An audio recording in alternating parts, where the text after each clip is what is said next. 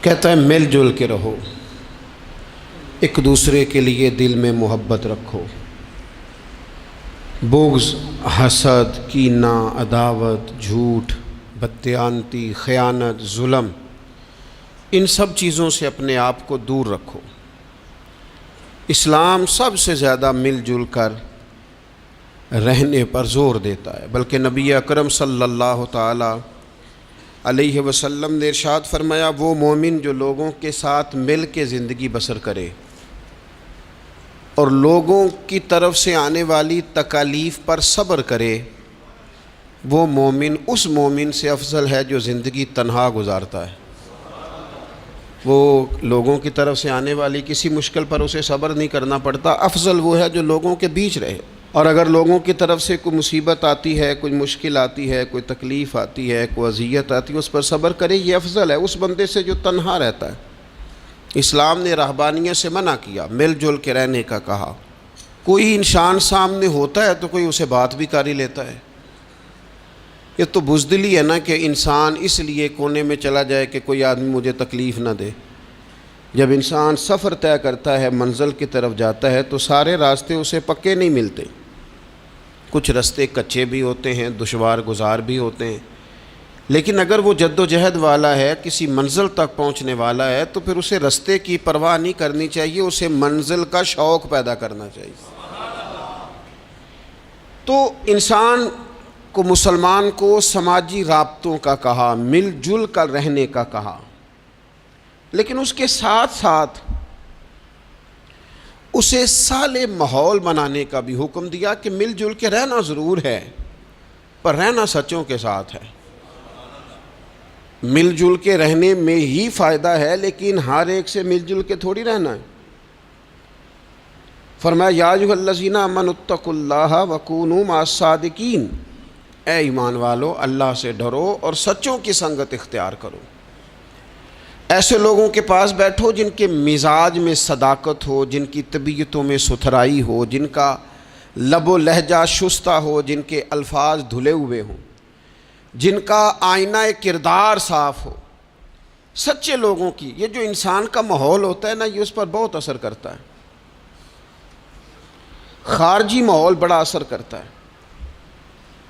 نبی پاک صلی اللہ تعالی علیہ وسلم نے فرمایا کل مولود یولد علی الفطرہ، جو انسان بھی پیدا ہوتا ہے وہ فطرت پر پیدا ہوتا ہے، مسلمان پیدا ہوتا ہے۔ نبی کریم نے فرمایا اگر اس کے والدین یہودی ہوں تو اسے یہودی بنا دیتے ہیں، عیسائی ہوں تو عیسائی بنا دیتے ہیں، مسلمان ہوں تو بچہ پیدا، یہ صحیح حدیث میں موجود ہے۔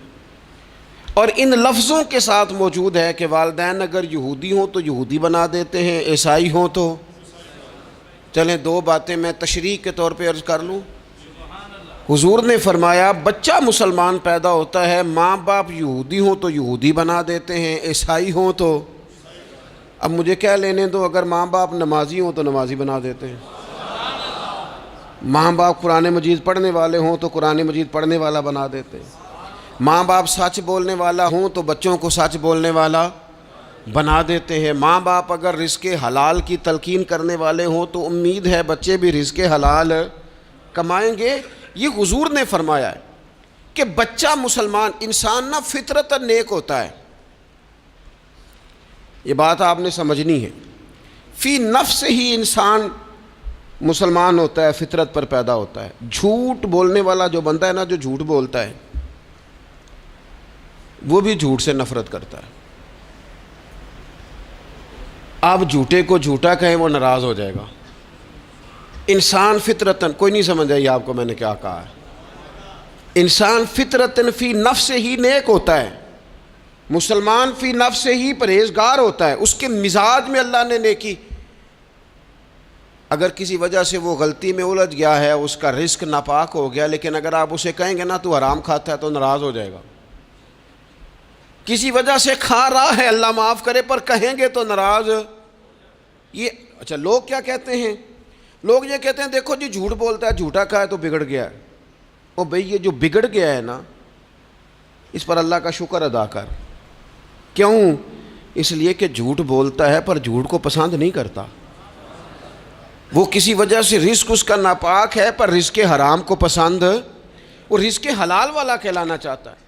انسان فی نفس ہی اپنے مزاج کے لحاظ سے برا نہیں ہوتا، لیکن جو اس کا ماحول ہوتا ہے نا، ارد گرد کے جو لوگ ہوتے ہیں، اس کا وہ اثر قبول۔ کیوں کہا اسلام نے پاک صاف رہنے کا؟ کیوں کہا طہارت کا؟ کیوں کہا صفائی نصف ایمان ہے؟ کیوں کہا کہ تم پاکیزہ رہو، یہ اسلام کا پسندیدہ عمل ہے؟ اس لیے کہ جب انسان کا ماحول صاف ستھرا ہوتا ہے تو اس کی طبیعت صاف ستھری ہوتی ہے، اس کے ارد گرد اگر پاکیزگی ہوتی ہے تو وہ اجلا اجلا سا محسوس کرتا ہے۔ آپ 2-4 دن غسل نہ کریں تو کیا 2 من مٹی چڑھ جاتی ہے بندے پہ؟ کیا اس پر کلو کے حساب سے گرد چڑھتی ہے؟ کچھ بھی نہیں ہوتا، لیکن وہ جو تھوڑی سی بھی گرد ہوتی ہے وہ وجود کو، طبیعت کو ثقیل کر دیتی۔ آپ جب غسل کر لیتے ہیں تو آپ کو خود بخود اپنا آپ ہلکا ہلکا سا محسوس ہوتا ہے۔ یہ صفائی ستھرائی پاکیزگی ماحول کی یہ پسندیدہ عمل ہے۔ نبی اکرم صلی اللہ تعالیٰ علیہ وآلہ وسلم نے اس ماحول کی خوبصورتی کو پسند کیا، اور حضور نے فرمایا ایسے لوگوں کے پاس بیٹھا کرو جن کے لہجے پاکیزہ ہوں، جن کا انداز اچھا ہو۔ اور مثال دی نبی پاک علیہ السلام۔ حضور فرمانے لگے اچھے دوست کی مثال اس طرح ہے جس طرح عطر فروش کی مثال ہوتی ہے۔ اگر کوئی اس سے سامان نہ بھی خریدے، سودا نہ بھی خریدے، تو خوشبو تو آتی ہے نا۔ اور نبی پاک علیہ الصلوۃ والسلام فرمانے لگے برے دوست کی مثال دھونی دینے والے کی طرح سے۔ جس طرح اس کے پاس کوئی شخص بیٹھے تو اور کچھ بھی نہ ہو تو دھواں تو آئے گا کہ نہیں آئے گا، اسے کچھ نہ کچھ اس کے کپڑوں تک گرد پہنچے گی۔ اپنے ماحول کو ٹھیک رکھنا، اپنے ارد گرد صالحیت پیدا کرنا، اور اپنے دائیں بائیں نفاست پسندی کو لانا، یہ انسان کی بڑی ذمہ داریوں میں سے ذمہ داری ہے۔ ہمیں ہمارا دین منع کرتا ہے کہ کسی قوم کا طرز نہ اختیار کرو، مشابہت نہ اختیار کرو، کسی انسان کے، کسی غیر مسلم کے طریقوں کو نہ اپناؤ۔ فرمایا جس نے کسی غیر کا طریقہ اپنایا وہ انہی میں سے ہے۔ کسی غیر قوم سے مشابہت نہ اختیار کرو، اپنی الگ تمہاری تہذیب ہے، تمدن ہے، تم اگر اپنے طریقوں پر رہو گے تو نفاست پسند رہو گے، تمہارے ماحول میں اس کا اثر نہیں آئے گا۔ آپ دیکھ لیں، غور کر لیں، ہمارے ماحول میں آج کتنی خطرناک چیزیں داخل ہو گئی ہیں، نہ چاہتے ہوئے بھی داخل ہو گئی ہیں، نہ چاہتے ہوئے بھی۔ کئی جگہ پہ ویسے مطلب سفر کر کر کے بندہ نڈھال ہو جاتا ہے، جا جا کے نڈھال ہو۔ پھر کچھ ایسی جگہوں کی اگر دعوت ملتی ہے آپ کو تو آپ ویسے ہی پریشان ہو جاتے ہیں۔ یعنی اگر پہلے تو یہ ہوتا تھا کسی بزرگ کا عرس منانا ہے، اب دعوت ملتی ہے کہ ان کا یوم ولادت ہے، اس پہ جلسہ کرنا ہے۔ میں نے کہا پہلے عرس گن لو سال کے کتنے ہیں، اور اگر ایک ایک کے 2 کرو گے تو پھر بتاؤ تمہارا خرچہ کتنا کو ہوگا، اور تم کہاں تک بات لے کے جاؤ گے۔ کچھ چیزوں کو نارمل رہنے دو۔ ایک ہستی کا میلاد منایا ہے پوری دنیا نے، اور وہ رسول پاک کی ذات گرامی ہے۔ واقعی تو ہم نے کبھی نہیں دیکھا، آپ نے کبھی دیکھا حضرت صدیق اکبر کا یوم ولادت منایا جا رہا ہو، حضرت عمر کا، حضرت عثمان کا، مولا علی کا؟ تو یہ باقیوں کو کیا مسئلہ ہو گیا ہے؟ تھوڑا سا اعتدال میں رہیں، تھوڑا سا معتدل رہیں، درمیانی چال چلیں۔ جب وہ عظیم ہستیاں جن کا طریقہ دین ہے، حضور نے فرمایا میرے طریقے پر بھی چلو اور میرے خلفائے راشدین کے طریقے پر بھی چلو، جب وہاں جن کا طریقہ بہت ہمارے لیے بہرحال دستور حیات ہے، جب ان لوگوں کے لیے چیزیں نہیں ہیں تو بعد والے اس قدر شدت کے ساتھ اگر یہ کام کریں گے تو بات دور نکل جائے گی، پھر اس کو سمیٹنا سنبھالنا آسان نہیں رہے گا۔ تو فرمایا کسی قوم سے مشابہت نہ اختیار کرو، اس لیے کہ تمہارے ماحول میں پھر کچھ ایسی چیزیں آ جائیں گی جو ٹھیک، یہ کتنی رسمیں آئی ہیں ہماری، مہندی کہاں سے آئی ہے؟ ہماری اپنی ہے کہ غیروں کی ہے؟ یہ مائیاں کہاں سے آئی ہیں؟ اپنی کے غیروں کی؟ یہ جتنی رسومات ہیں، جتنی، لڑکا بیاہ کے گھر آیا ہے، اس کی اماں اس کے چہرے کے اوپر سے پانی پھیر رہی ہے، یہ تو خالص ہندوؤں کا طریقہ ہے۔ کسی کے چہرے کے گرد پانی پھیرنا خالص، یہ آپ نے بھی سنی ہوئی رسم۔ وہ بیاہ کے واپس آیا، یہ آپ کیا کر رہے ہیں؟ اور پھر کہتے ہیں اماں کو پانی نہ پینے دینا ورنہ بیماریاں ادھر چلے جائیں گی۔ کیا بات کرتے ہو؟ اسلام اس اوہام پرستی کا درس دے گا؟ کسی قوم کی مشابہت نہ اختیار کرو ورنہ تم انہی میں سے ہو جاؤ گے۔ اپنے ماحول کو، ارد گرد کے ماحول کو ستھرا رکھو، پاکیزہ رکھو، صاف ستھرا رکھو، اس میں طہارت رکھو۔ ایسے لوگوں کے پاس بیٹھو جن کے پاس بیٹھنے سے تمہیں اللہ کی یاد آئے، ایسے لوگوں کے پاس بیٹھو بیٹھنے سے تمہیں آخرت کی فکر نصیب ہو، ایسے لوگوں کے پاس بیٹھو جن کے پاس بیٹھنے سے تمہیں سادگی کا سبق ملے، ایسے لوگوں کے پاس بیٹھو جو تمہیں حقیقت پسند بنائیں، جو تمہیں یہ بتائیں کہ تم نے اپنی زندگی میں بنیادی کاموں کو کس ذمہ داری کے ساتھ سر انجام دینا ہے۔ لیکن ہم زیادہ تر اس طبیعت کے قائل ہوتے ہیں کہ ہم ان چیزوں کو سمجھتے نہیں۔ یہ جو ہم کلمات ادا کرتے ہیں، میں نے پہلے بھی کئی دفعہ کہا تھا، یہ جو ہم کلمات ادا کرتے ہیں ان کا بھی ہم پر اثر ہوتا ہے، ان کی بھی تاثیر ہوتی ہے، ان کی بھی خوبصورتی ہوتی ہے۔ تو جو ہم باتیں دوسروں سے سنتے ہیں، ہم جب کسی کے پاس اٹھتے بیٹھتے ہیں تو جو بات وہ بندہ اکثر کرتا ہے نا، وہ نہ چاہتے ہوئے بھی ہماری زبان پہ جاری ہو جاتی ہے۔ کچھ جملے ایسے ہوتے ہیں جو سوسائٹی میں عام ہوتے ہیں تو ہر بندے کی زبان پر چڑھ جاتے ہیں کہ نہیں چڑھ جاتے، یاد ہو جاتے ہیں کہ نہیں ہو جاتے۔ تو ایسے لوگوں کے پاس بیٹھا جائے جو خیر کی بات کرنے والے ہوں، تاکہ ہماری زبانوں پر ہی خیر ہی جاری ہو، کوئی شر والا عمل ہماری زبانوں پر جاری نہ ہو۔ اچھائی، نبی پاک علیہ الصلوۃ والسلام تبوک سے واپس آ رہے تھے، رستے میں مقام جارانہ پر حضور علیہ الصلوۃ والسلام نے حضرت بلال حبشی رضی اللہ تعالیٰ عنہ سے ایک مقام پہ فرمایا اذان پڑھو۔ سیدنا بلال نے اذان پڑھی، چند نوجوان وہاں کھیل رہے تھے، ان میں سے ایک نوجوان جناب ابو معذورہ بھی تھے، انہوں نے نا حضرت بلال حبشی کی آواز کی نقل اتاری۔ یہ اگر نیت اچھی ہو نا تو اچھوں کی نقل بندے کو تار دیتی ہے۔ ہاں، اگر نیت اچھی ہو، اگر معاذ اللہ توہین کی نیت ہو تو یہ مسئلہ خطرناک ہے۔ حضرت موسیٰ علیہ السلام کے زمانے میں ایک شخص تھا تو جناب موسیٰ کی نقل اتارتا تھا، اس کا انتقال ہو گیا تو رب کریم نے فرمایا اس لیے اسے معاف کر دیا ہے کہ ادائیں تو میرے کلیم کی اپناتا تھا، ادائیں تو میرے کلیم کی اپناتا تھا۔ حضرت بلال کی نقل اتاری تو سرکار کے کانوں میں آواز گئی، آپ نے صحابہ سے فرمایا بچوں کو لاؤ۔ اب جب ان کو منگوایا تو وہ دوڑ گئے، محبوب نے فرمایا کتنا کو دوڑو گے، پکڑ تو ہم نے لینا ہے۔ سب بچوں کو لے آئے، حضرت ابو معذورہ بھی ہیں۔ حضور نے فرمایا کس نے اذان کی نقل اتاری ہے؟ تو یہ بچے بڑے پکے ہوتے ہیں، اگر ایکا کر لینا آپس میں۔ حضور نے فرمایا کس نے اذان پڑھی ہے؟ کوئی نہیں بولا۔ کریم فرمانے لگے چلو باری باری سناؤ۔ اب حضرت ابو معذورہ کی باری آئی، مختلف انداز میں بھی روایت مختلف جگہوں پہ موجود ہے۔ جب ان کی باری آئی انہوں نے اذان پڑھی، پہلے تو پڑھی تھی اپنی مرضی سے، اب پڑھی کریم رسول کی صحبت میں کھڑے ہو کے۔ اور یار حد ہو گئی، جو نبی پاک کے سامنے کھڑا ہو کے کہے اشہد ان لا الہ الا اللہ، جو حضور کے سامنے کھڑا ہو کے کہے اشہد ان محمد رسول اللہ، پھر وہ بندہ خالی رہ جائے؟ حضور نے فرمایا کتنی سونی ہے تیری آواز۔ اور پھر سرکار نے ان کے سر پہ ہاتھ پھیرا، پھر ان کے دل پہ ہاتھ پھیرا۔ تھوڑی دیر ہوئی ایک آیا کالیاں زلفاں والا، ایویں تھوڑی دیر ہوئی ایک آیا کالیاں زلفاں والا، دو کڑیاں میرے من وچ رکیا ہے تے کر گیا نور اجالا۔ ہر چیز تبدیل ہو گئی۔ محبوب نے دعا کیا اللہ انہیں اسلام کی ہدایت دے دے۔ حضرت ابو معذورہ کہتے ہیں چند منٹوں میں میرا ماحول بدلا، میری تقدیر بھی بدل گئی، میں کلمہ پڑھ کے مسلمان ہو گیا۔ اب نبی پاک علیہ السلام نے کیا فرمایا؟ فرمایا کہ بلال اذان پڑھیں گے مدینہ طیبہ میں اور ابو معذورہ پڑھیں گے مکہ مکرمہ میں۔ ان کے بال اتنے بڑے تھے کہ وہ بیٹھتے تھے نا تو ان کے نیچے دب جاتے تھے۔ لوگوں نے کہا کٹواتے کیوں نہیں؟ کہنے لگے کیسے کٹواؤں؟ حضور نے دست مبارک لگایا، یہ میں بال قبر میں ساتھ لے کے جاؤں گا۔ پسے مردن فرشتوں نے جو تلاشی لی تو کیا نکلا؟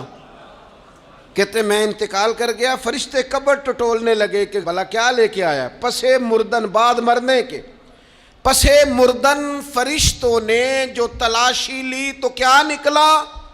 فقط ایک دل کے گوشے سے خیال مصطفیٰ نکلا، حضور کا خیال پاک نکلا۔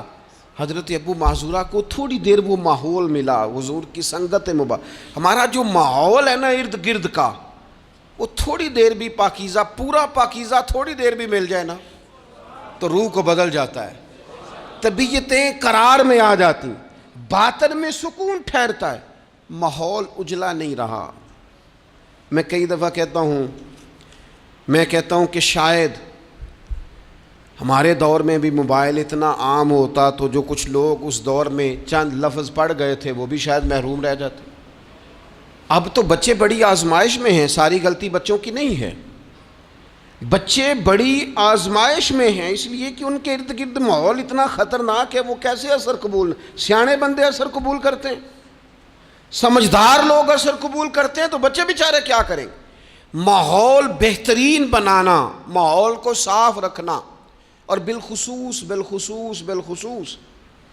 اپنے گھر کے ماحول کو ٹھیک رکھنا، یہ بہت بڑی ذمہ داری۔ ہم یہ سمجھتے ہیں کہ صرف گھر اینٹوں پتھروں سے بنتا ہے، گھر کے ماحول کو ٹھیک رکھنا سب سے پہلی ذمہ داری۔ بچوں کے لیے اچھی ماں کا انتخاب، اچھی بیوی لے کے آنا گھر میں، یہ سب سے زیادہ اہم مسئلہ ہے۔ نہ مانے ہم، لیکن بہرحال ڈھیر ساری جگہوں پہ دولت دیکھی جاتی ہے شادی سے پہلے۔ ماں باپ نے بڑی زیادتی کی، بڑا ظلم کیا، ناراض نہ ہونا، بڑا ظلم کیا، پیسے دیکھے بچی اور بچے کا نکاح کر دیا۔ یہ اتنا بڑا زندگی میں آپ نے اپنی اولاد کے ساتھ ظلم کیا ہے کہ آپ تو سائیڈ پہ ہو جائیں گے، لیکن وہ بیچارہ ساری زندگی اس کو بھگتے گا۔ نبی پاک صلی اللہ تعالیٰ علیہ وسلم نے الفاظ کو کھول کر، بات کو واضح کر کے بتایا تھا۔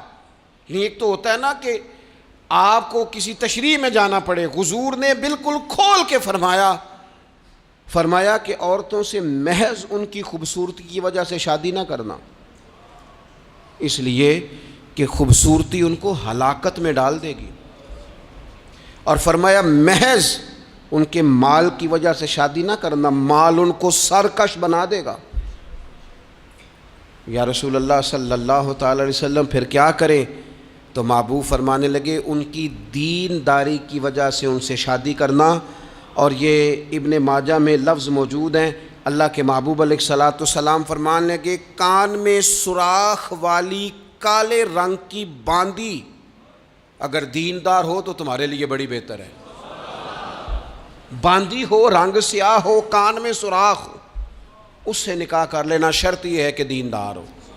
بہت اثرات ہیں ماں کے، لہٰذا اس انتخاب کے اندر باریکی کا مزاج پیدا کریں اگر اپنے گھر کا ماحول ٹھیک رکھنا چاہتے ہیں۔ اور اگر ماحول ٹھیک نہیں ہے تو پھر آپ کروڑوں روپیہ لے آئیں، جس کے بچے ہی ناکام ہو گئے اس کے پیسے کیا کریں گے؟ آپ بہت بڑا گھر بنا لیں لیکن اگر بچے ہی ناکام ہو گئے تو آپ کی بڑی حویلی کیا کارنامہ سر انجام دے گی۔ اور اسی طرح کا معاملہ مرد کے ساتھ بھی ہے۔ نبی پاک علیہ الصلوۃ والسلام نے فرمایا جب تمہیں ایسے لوگ پیغام نکاح دیں جن کا دین اور اخلاق اچھا ہو تو پھر اپنی عورتوں کا نکاح ان سے کر دو۔ اگر ایسا نہیں کرو گے تو زمین میں فتنہ برپا ہوگا، فساد ہوگا۔ نیک مرد جب ملے تو پھر اس کے ساتھ نکاح کرو۔ صحیح بتانا، خالی نیک دے کے رشتہ دے دیا جاتا ہے؟ نیک ہے، دیندار ہے، اچھے اخلاق والا ہے، خالی تقویٰ دیکھ کے لوگ رشتہ دیتے ہیں؟ بڑا کچھ دیکھا جاتا ہے، بڑا پس منظر دیا تو تنخواہ تھوڑی ہو تو کہتے ہیں کماتا ہی کچھ نہیں۔ اگر تو بہو آئے تو پھر تو اس کے نصیب کا رزق ہے، اور اگر بیٹی نے جانا ہو تو پھر اس کے نصیب کا رزق نہیں ہوتا۔ تو جن رشتوں کی بنیاد لالچ پر رکھی جاتی ہے وہاں گھر کا ماحول درست رکھنا ممکن نہیں رہتا۔ گھر کا ماحول اس وقت درست رہتا ہے جب تقویٰ کو، طہارت کو، پرہیزگاری کو، عمدہ اخلاق کو، عمدہ اطوار کو، اچھے نظریات، ستھرے مزاج، گھرداری کے ماحول کو جب پیش نظر رکھا جاتا ہے پھر حالات کچھ اور طرح کے ہوتے ہیں۔ لیکن ہمارے ہاں چونکہ یہ چیزیں دیکھی نہیں جاتی، اس پر غور نہیں کیا جاتا، اور میں نے پہلے صرف بار بورڈ نہ ویزا ہوں، اس کے اندر باقاعدہ تقویٰ ہو، پرہیزگاری ہو، اللہ کا خوف ہو، اور سب سے ضروری چیز اچھے اخلاق ہو۔ نبی اکرم علیہ السلام کی خدمت میں عرض کیا گیا تھا یا رسول اللہ ایک بی بی بڑا صدقہ کرتی ہے پر اپنی زبان سے تکلیف دیتی ہے پڑوسیوں کو، صدقات بڑے کرتی ہے، سخی بڑی ہے، تو حضور نے فرمایا دوزخی ہے۔ یا رسول اللہ ایک بوڑھی اماں پنیر کے خشک ٹکڑے صدقہ کرتی ہے، غریبنی ہے، پر یا رسول اللہ اخلاق کی بڑی اعلیٰ ہے، اللہ کے محبوب نے فرمایا اسے بتا دو رب اسے جنت عطا فرمائے گا.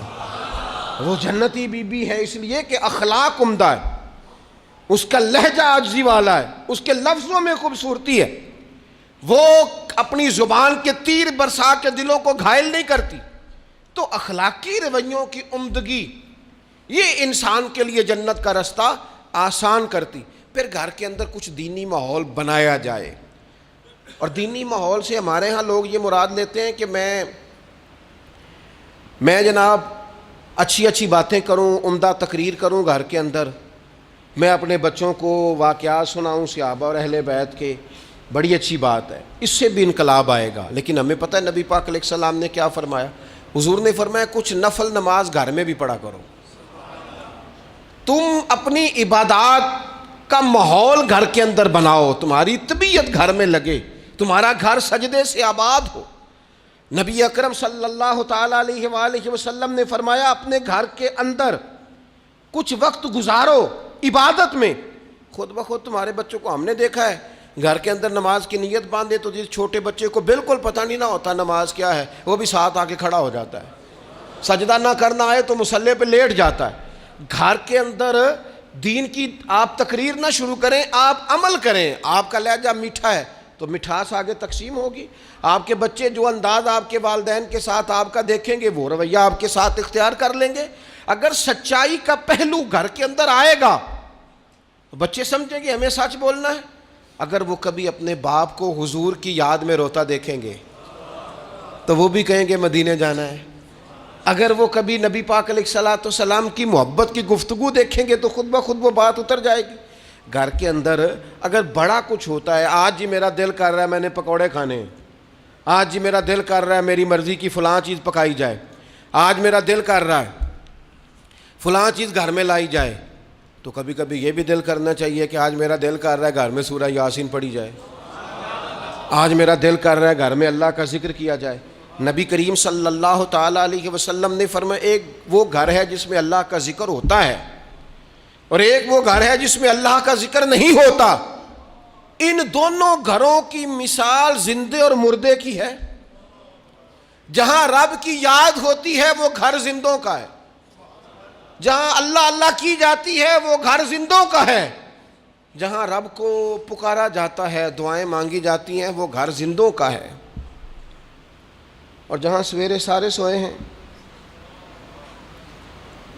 رات کو اعلیٰ کھانا کھایا، انہوں نے ٹھنڈے کمرے میں آرام کیا، ان کے لیے ساری نعمتیں ہیں، لیکن یہ کس قدر تکلیف کی بات ہے کہ نماز فجر کے لیے کسی ایک کی بھی آنکھ نہیں کھلتی. یہ کیا گھر ہے؟ یہ تو مردوں کا گھر ہے، یہ کوئی زندوں کا گھر ہے؟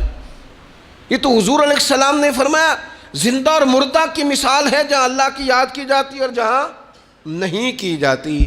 اپنے گھروں کو، اپنے گھروں کے ماحول کو اللہ کے ذکر کے ساتھ آباد کرنا. اور پھر ایک اور بات، جب ہم اچھے لوگوں کے پاس بیٹھتے ہیں تو اچھائی لے کے لوٹتے ہیں.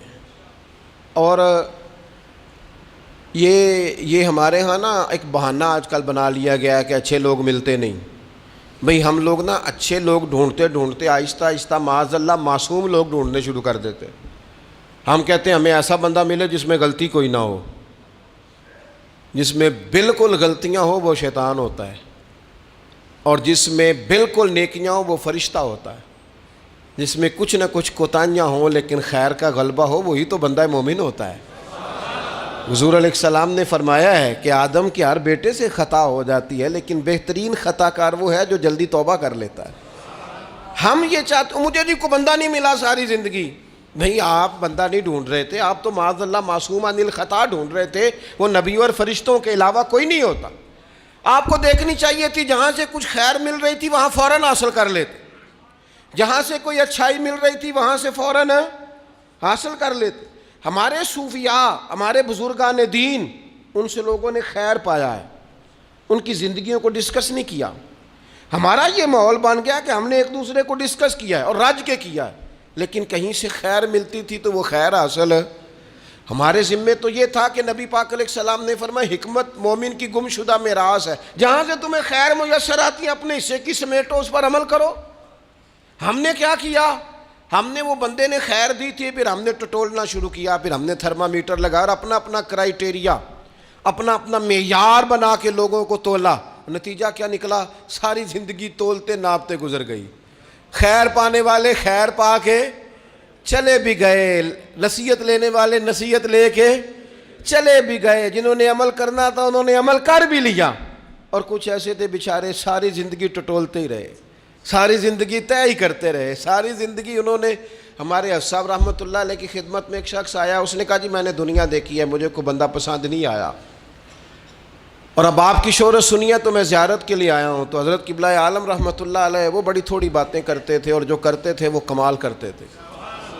وہ فرمانے لگے آپ کھانا کھائیں، فقیر کے لائق کو حکم ہو تو کریں، باقی چونکہ آپ نے کافی دنیا دیکھی ہے تو وہ جتنے آپ دیکھ آئے ہیں میں ان سب سے زیادہ گناہ گار ہوں، لہٰذا اگر آپ اتنے لوگوں کو دیکھنے کے بعد یہاں آئے ہیں تو آپ کو یہاں سے کچھ نہیں ملنے والا، اس لیے کہ ہم تو ان سب سے چھوٹے ہیں، ہمارا یہ معیار ہے.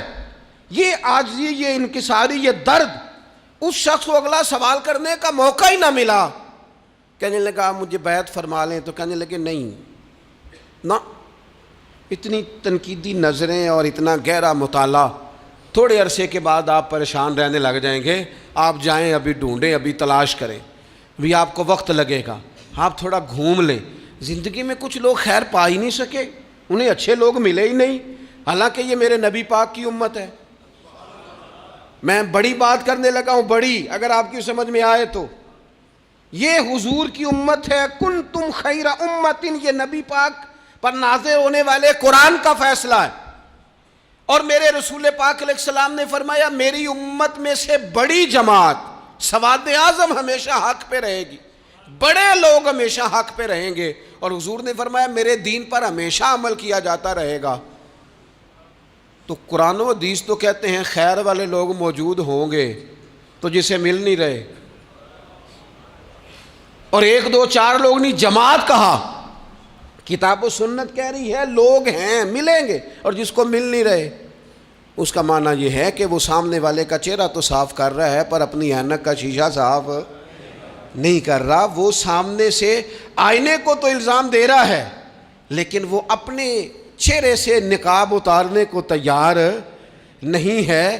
مندے بندے نو میں لبن ٹریا تے جگ تے ملیا نہ کوئی، اپنے اندر چاتی پائی تے میتھوں برا نہ کوئی.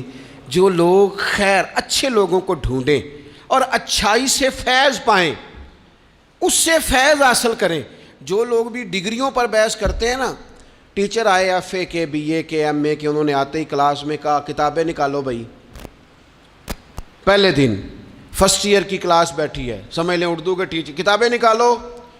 تو ایک اسٹوڈنٹ صاحب اٹھ کے کھڑے ہو گئے، انہوں نے کہا سر جی پہلے آپ یہ بتائیں کہ آپ نے ایم اے اردو کیا ہوا ہے، پھر آپ یہ بتائیں کہ ایم اے کے بعد آپ نے بی ایڈ یا ایم ایڈ کیا ہے، پھر یہ بتائیں کہ آپ میرٹ پہ ہیں کہ سفارش پہ ہیں. اگر یہ 3 سوال اسٹوڈنٹس کرے تو استاد جواب دے دے گا ہاں ایسے شاگرد کے لیے ڈنڈا سوٹا چلایا جا سکتا ہے. بھائی تو کتاب کھول، تو کون ہوتا ہے یہ پوچھنے والا؟ تیرا یہ کام نہیں. یہ مجھ سے پوچھے گا کالج کا پرنسپل، یا مجھ سے پوچھے گا اس ادارے کا ہیڈ جو مجھ سے بڑا ہوگا، اسے میں ڈگری دکھاؤں گا. تو کون ہوتا ہے؟ تیرے ذمہ یہ آیا ہے کہ تو مجھ سے پڑھ، کتاب کھول، میں تجھے پڑھاؤں، یہ تیری ذمہ داری. میرے دور کا سب سے بڑا مسئلہ یہ ہے کہ لوگوں نے کہا اولیاء کی ڈگریاں چیک کریں گے، معاذ اللہ یہاں تک کہ کہا پہلے صحابہ کی تاریخ دیکھیں گے، کون کس کے ساتھ مشاجرات میں تھا، پہلے وہ چیک کریں گے پھر فیض پائیں گے. ہمیں تو ہمارے نبی نے کہا تھا صحابی کا نجوم، میں نے یہ سارے تمہارے لیے ستارے بنائے ہیں، تم جس کے پیچھے چلو گے اللہ تمہیں ہدایت عطا فرما دے گا. لازمی طور پر رزلٹ یہ برآمد ہوا کہ شر ہی شر پھیل گیا، فتنہ ہی فتنہ ہو گیا. ہمارے ذمے تو خیر لینا تھا، خیر نہیں لی، ڈگریوں پہ بحث کی، نتیجہ غلط برآمد ہوتا ہے. اپنی مومن کی گمشدہ میراث ہے حکمت، جہاں سے خیر کی بات ملے اسے لو. حضرت عبداللہ ابن عباس آپ فرمایا کرتے تھے بس ایک کام کرنا، لا تجالسوا اہل الہوا، جو لوگ ہوائے نفس والے ہوں، برے ہوں، ان کی مجلس نہ کرنا، بروں کے پاس نہ بیٹھنا. حضور کیا ہوگا؟ فرمایا اگر ان کے پاس بیٹھو گے نا تو تمہارا دل اور تمہاری روح بیمار ہو جائے گی، روح بیمار ہوگی، دل سخت ہو جائے۔ بروں کی صحبت سے اپنے آپ کو بچانا، اپنے ارد گرد کے ماحول میں خیر والے۔ داتا گنج بخش علی اجویری رحمۃ اللہ تعالیٰ علیہ ارشاد فرماتے ہیں کہ ایک بندہ طواف کعبہ کر رہا تھا، بیت اللہ شریف کا طواف کر رہا تھا، اور وہ طواف کرتے کرتے نا دعائیں مانگ رہا تھا، یا اللہ میرے دوستوں کو نیک کر دے، یا اللہ میرے دوستوں کو پرہیزگار کر دے، یا اللہ میرے دوستوں کو اچھا کر دے۔ داتا صاحب فرماتے میں نے اس کا بازو تھام لیا، میں نے کہا یہ کیا دعا ہوئی، کوئی اپنے لیے بھی مانگ۔ تو کہتے ہیں وہ کہنے لگا حضور اگر میرے دوست نیک ہوئے تو میں انشاءاللہ خود بخود ہی ہو جاؤں گا، اگر میرے ارد گرد کا ماحول ٹھیک ہوا تو مجھے بھی خیر کی طرف لے جائیں گے۔ اگر ماحول ٹھیک ہو دائیں بائیں، ہم یہ کرتے ہیں کہ ہم نا کئی دفعہ اپنی آگ بجھاتے ہیں، پڑوسیوں کی بجھانے کی کوشش۔ میرے ابا جی پتہ کیا کہا کرتے تھے، وہ کہندے سن پتر جے گوانڈیاں دی اگ نہ بجھائیے تے اپنے گھر بھی آ جاندی۔ تو پڑوسی کی آگ کئی دفعہ اس لیے بھی بجھا دینی چاہیے کہ ایسا نہ ہو کہ اگر وہ جلتی رہی تو ہمارے گھر بھی۔ اپنے ماحول کو ٹھیک کرنا چاہیے، ارد گرد کے سارے ماحول، کیونکہ ماحول ٹھیک رہتا ہے تو اس میں رہنے والے بچے، اس کے اندر بسنے والے لوگ یہ بھی ٹھیک رہتے ہیں۔ اور اگر ماحول بگڑ جائے پھر سارا کچھ بگڑ جاتا ہے۔ اپنی مجالس کو عمدہ کریں۔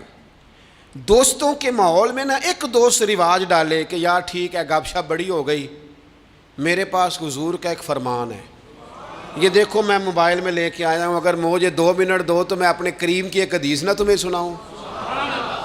تھوڑا سا تانا دیں گے، تھوڑا سا کہیں گے بہ جا تو ایڈا مولوی، پتہ ہے جتنا تو نیک ہے، تھوڑا سا کہیں گے، لیکن یہ 2-4 منٹ کے لیے ہوگا۔ اور حضور کی بندہ حدیث سنائے اور پھر سرکار کا فیض حاصل نہ ہو، پھر اللہ کی مدد نہ آئے۔ تھوڑا سا نہ ماحول بنایا جائے جہاں لوگ محنت کر کے جد و جہد کر کے یہ کام کرتے ہیں نا کہ چل یار تو مری تیرا خرچہ میں دوں گا، تو وہاں اگر تھوڑی سی کوشش یہ بھی کر لی جائے کہ یار میرے پاس سواری ہے، چل دونوں کٹھے مسجد چلتے ہیں۔